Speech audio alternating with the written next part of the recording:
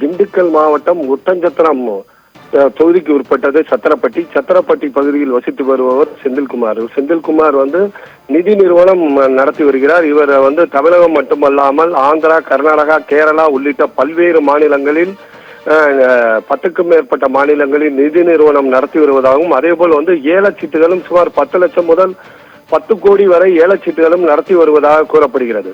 மேலும் கடந்த சில மாதங்களாகவே ரியல் எஸ்டேட் தொழில் கேரளா மற்றும் கர்நாடகா மற்றும் தமிழகத்தில் உடுமலை, பொள்ளாச்சி உள்ளிட்ட பல்வேறு பகுதிகளில் ரியல் எஸ்டேட் தொழிலும் மிகப்பெரிய அளவில் செய்து வருவதாகவும், இந்த மேலும் நிதி நிறுவனத்தின் மூலம் பல்வேறு முறைகேடுகளில் ஈடுபட்டு வருவதாகவும் வருமான வரித்துறையினருக்கு புகார் எழுந்துள்ளது. இந்த புகாரின் அடிப்படையில் கடந்த 18ஆம் தேதி புதன்கிழமை காலை சுமார் 10க்கும் மேற்பட்ட வாகனங்களில் சுமார் 30க்கும் மேற்பட்ட வருமான வரித்துறையினர் மதுரை மற்றும் கோவையிலிருந்து வந்தனர். செந்தில்குமார் வீடு மற்றும் செந்தில்குமார் உறவினர்கள் வீடு மற்றும் செந்தில்குமார் வீட்டின் அருகில் உள்ள பூட்டியிருந்த பல்வேறு வீடுகளிலும் சுமார் 4 நாட்களாக சோதனையானது நடைபெற்றது. இந்த சோதனையில் முக்கிய ஆவணங்கள் கைப்பற்றப்படும் என அப்பொழுதே வருமான வரித்துறையினர் தெரிவித்திருந்தனர்.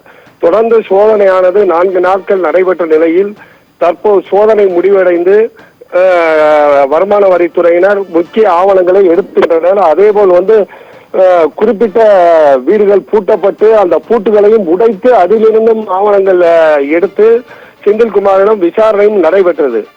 இந்நிலையில் சோதனை முடிவடைந்து சுமார் 4 நாட்களுக்கு பிறகு தற்போது வருமான வரித்துறை தகவலை வெளியிட்டுள்ளது. இதில் செந்தில்குமார் வீட்டில் சுமார் 10 கோடி ரூபாய்க்கு மேல் ரொக்கப்பணம் கைப்பற்றப்பட்டுள்ளதாகவும், அதேபோல் 240 கோடிக்கு மேல் முக்கிய ஆவணங்கள் கைப்பற்றுள்ளதாகவும், மேலும் முக்கிய வருமானத்தை இவர் வருமானத்துக்கு அதிகமாக சொத்து சேர்த்ததாகவும், வருமான வரி ஏய்ப்பு செய்துள்ளதாகவும், இதில் முக்கிய ஆவணங்களும் கைப்பற்றுள்ளதாகவும் தற்போது வருமான வரித்துறையினர் தகவல் அளித்துள்ளனர்.